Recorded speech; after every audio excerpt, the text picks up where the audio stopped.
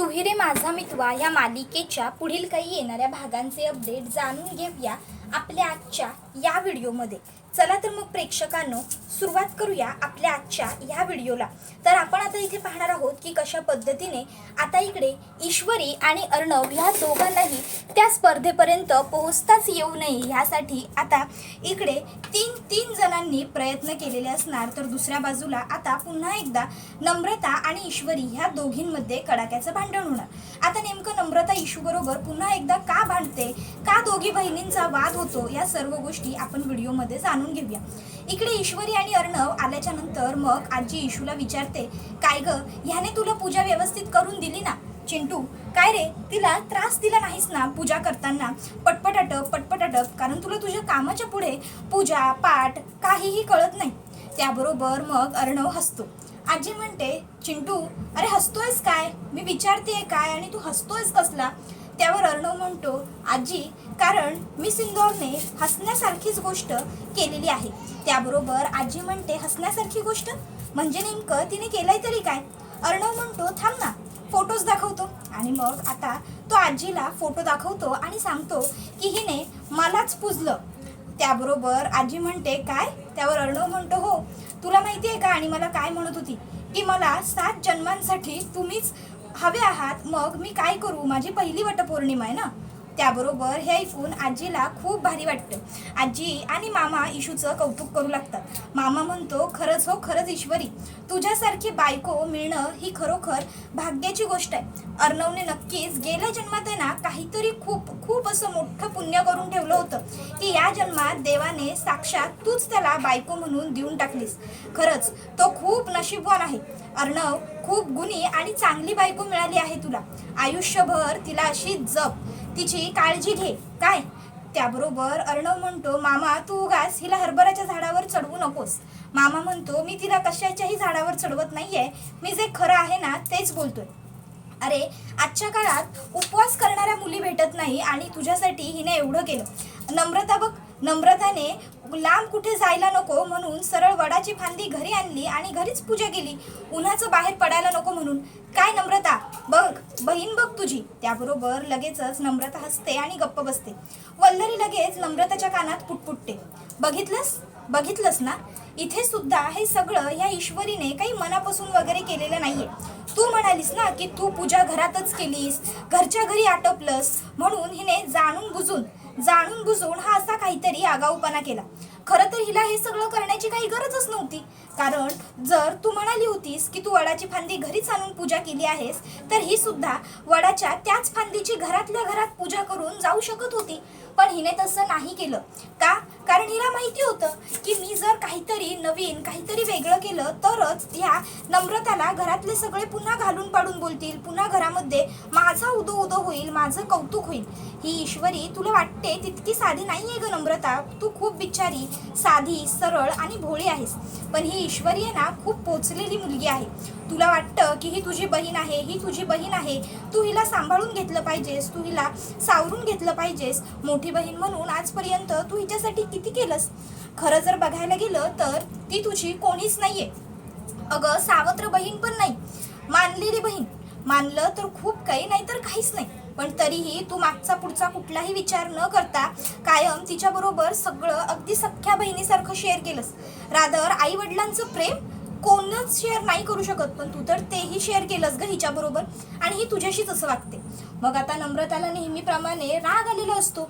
नम्रता ताबडतोब ईश्वरीकडे येते, ईश्वरीला हाताला धरते आणि पुन्हा एकदा रूममध्ये घेऊन जाते आणि म्हणू लागते, ईशू मुद्दाम करतेस का ग हे सगळं? हा, जाणून बुजून मला कमीपणा कसा दाखवता येईल याची एकही संधी तू सोडतच नाहीस ना। तुला असं होतं की कधी सगळ्या घरच्यांच्या नजरेत नमुताई कमी ठरते आणि मी श्रेष्ठ ठरते। कायम स्वतःला श्रेष्ठ बनवण्यासाठी किती आणि अजून काय काय करणार आहेस तू? एकदा सांग तरी मला नक्की। त्याबरोबर लगेचच नमू ही असं सगळं बडबडल्यावर ईशूला कळतच नसतं की नेमकं नमू हे सगळं का आणि काय बडबडते। नमू म्हणत असते, बोल ना, आता गप्प का उभी आहेस? ईशू म्हणते, एक मिनिट ताई, काय बोलतेस तू? हे स्वतःला श्रेष्ठ ठरवलं, मोठं ठरवलं, स्वतःला चांगलं बनवलं, काय कशाबद्दल बोलतेस तू हे सगळं?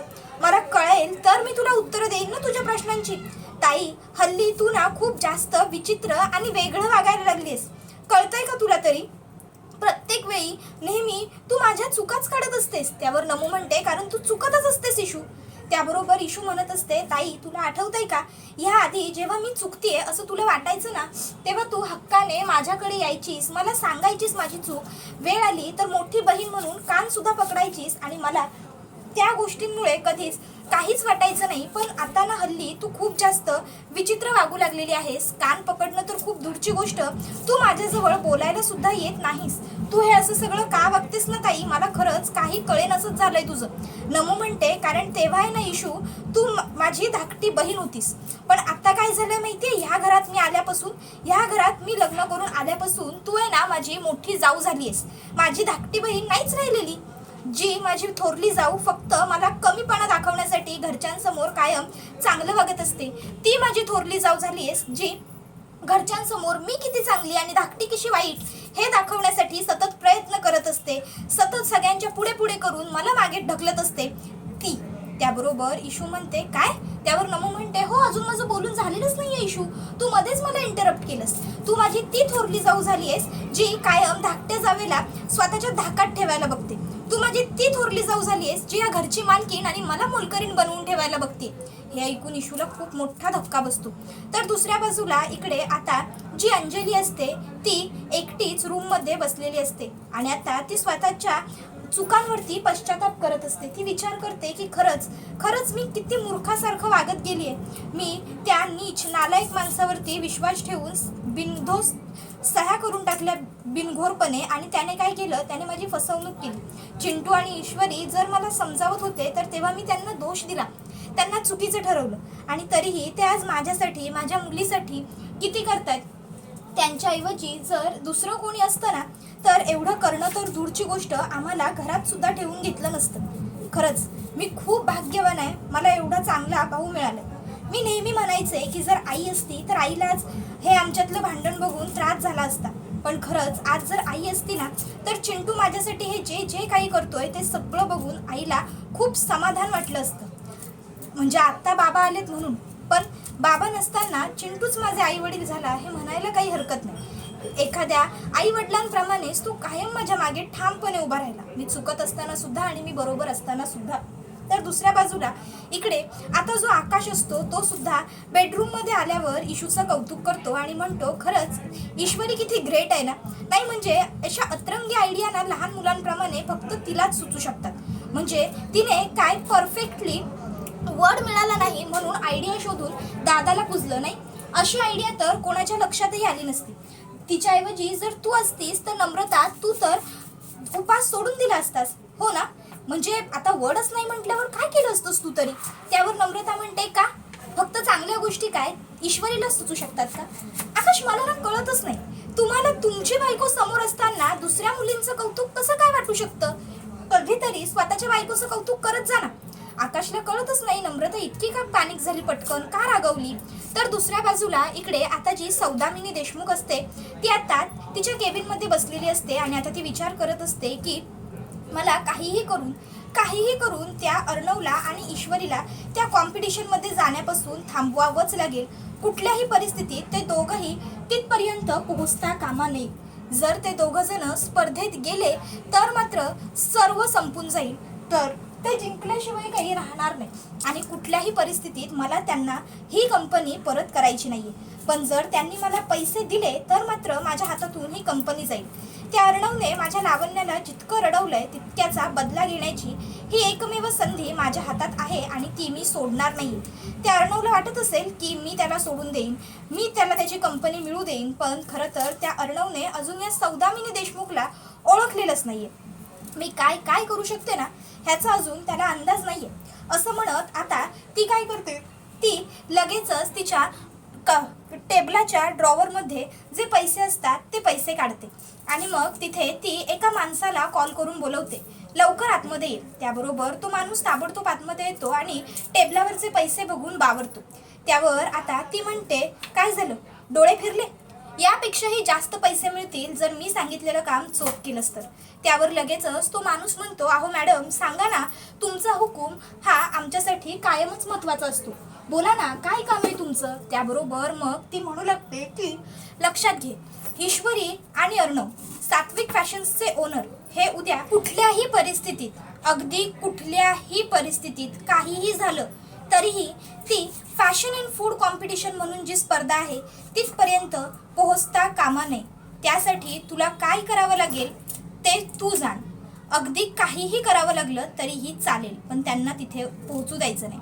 तर आता अर्णवची सगळी तयारी तर करून झालेली असते स्पर्धेसाठीची, पण आता तो दमलेला असतो खूप जास्त, आणि म्हणूनच आता अर्णव येऊन शांतपणे त्याच्या खुर्चीत नेहमीप्रमाणे डोकं मागे टाकून डोळे मिटून बसलेला असतो. इशू तिकडे येते आणि अर्णवच्या डोक्यावरून शांतपणे हात फिरवत म्हणते, खूप दमायला झालाय ना या स्पर्धेच्या दगदगीमुळे.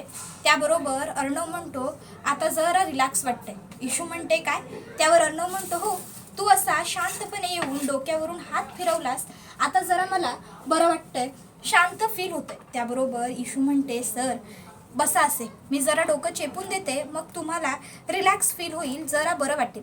आणि मग त्यानंतर इशू ही आता ताबडतोब लगेचच अर्णवचं डोकं चेपायला लागते.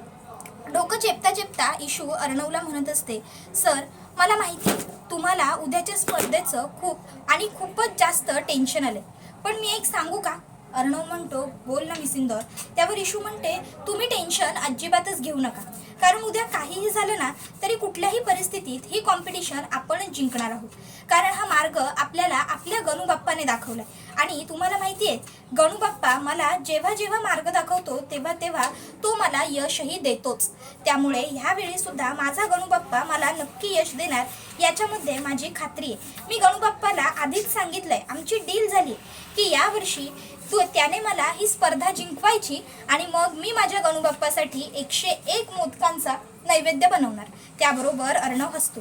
तर दुसऱ्या बाजूला इकडे वल्लरीही विचार करत असते की कोणाच्याही भरोश्यावर बसून मला चालणार नाही, काही ना काहीतरी करून आता मला स्वतःलाच लवकरात लवकर ह्या ईश्वरीला आणि अर्णवला ह्या स्पर्धेत पोहोचता येऊ नये यासाठी काहीतरी ट्रॅप रचावा लागेल. त्या सौदामिनीच्या जीवावर बसले तर ईश्वरी आणि अर्णव सहज त्या स्पर्धेपर्यंत पोहोचतील, पैसेही मिळवतील 1 बिलियन रुपीज, आणि त्या लावण्याच्या आईला, त्या सौदामिनी देशमुखला ते पैसे देऊन स्वतःची सात्विक फॅशन्सही सोडवतील. कुठल्याही परिस्थितीत सात्विक फॅशन्स ईश्वरी आणि अर्णवला परत मिळता कामा नये. त्यासाठी अगदी मला काहीही करावं लागलं तरीही चालेल. इतिहासाची पुनरावृत्ती घडली तरीही मला फरक पडत नाही. एवढी वर्ष मी त्या अर्णवला आणि अंजलीला आसरा दिला होता ते फक्त माझ्या आकाशला प्रॉपर्टी मिळावी ह्यासाठीच, बाकी माझा त्या दोघांशीही काहीही संबंध नाहीये. हे सगळं जे सुरू होतं ते फक्त प्रॉपर्टीसाठी आणि पैशांसाठीच, बास. असं सगळं आता वल्लरी बडबडत असते. आणि मग ती आता उदयकांतला फोन करते आणि उदयकांतला ती सांगते की मी सांगितलेलं काम झालं पाहिजे, उद्या ईश्वरी आणि अर्णव स्पर्धेला पोहोचता कामा नये. त्यावर तो म्हणतो, वेगळे पैसे? त्यावर ती म्हणते, मिळतील रे बाबा, मिळतील. काय सारखं पैसे पैसे पैसे पैसे करतोयस? तर दुसऱ्या बाजूला इकडे आता जो राकेश असतो तो सुद्धा जेलमध्ये बसून ते इकडे जे काही त्याला लाडू आणून दिलेले असतात सौदामिनीने ते खात असतो आणि म्हणत असतो की ईश्वरी ईश्वरी चिंटुकल्या, अरे तुम्ही कितीही प्रयत्न करा रे तुमची कंपनी मिळवण्याकरिता, पण या राकेशनेच तुमची कंपनी तुम्हाला मिळू द्यायची नाही असं ठरवलंय. त्यामुळे तुम्ही कितीही प्रयत्न केले, कितीही जीव आपटला तरीही तुम्हाला तुमची कंपनी परत मिळणार नाही, कारण उद्या मुळात तुम्ही त्या स्पर्धेपर्यंत पोहोचूच शकणार नाही. कारण मी जरी इथे बसलेलो असलो तरी माझे प्यादे मात्र बाहेर आहेत, आणि माझ्या प्याद्यांनी त्यांची कामं येवाना सुद्धा केली असतील. चिंटुकल्या, तुला वाटलं असेल की तू मला जेलमध्ये घालवलं म्हणजे माझं सगळं संपलं, आता तू सहज जिंकशील, सगळं तुझ्या मनाप्रमाणे घडवशील, पण तसं नाही रे होणार. मास्टर प्लॅन रेडी आहे माझा. उद्या फक्त तू स्पर्धेसाठी घरातून बाहेर तर पड. जिवंत पुन्हा त्या घरात गेलास तरी तुझे आणि तुझ्या त्या इंदोरी जिलबीचे उपकार समज देवावर, असं आता सगळं तो बडबडत असतो. त्याबरोबर हा व्हिडिओ इथेच संपतो. मित्रांनो, आता नेमका राकेशने असा कोणता प्लॅन केलाय आणि राकेशने नेमकं असं काय ट्रॅप रचून ठेवला हे सगळं जाणून घेणं खूप इंटरेस्टिंग ठरेल. त्यासाठी आजच आपल्या चॅनलला सबस्क्राईब करून ठेवा. व्हिडिओ आवडला असेल तर व्हिडिओला लाईक करा, आणि तुहिने माझा मितवा ही मालिका तुम्हाला कशी वाटते हे देखील आम्हाला कमेंटमध्ये सांगायला विसरू नका. टाटा, बाय बाय, धन्यवाद. Take care all of you.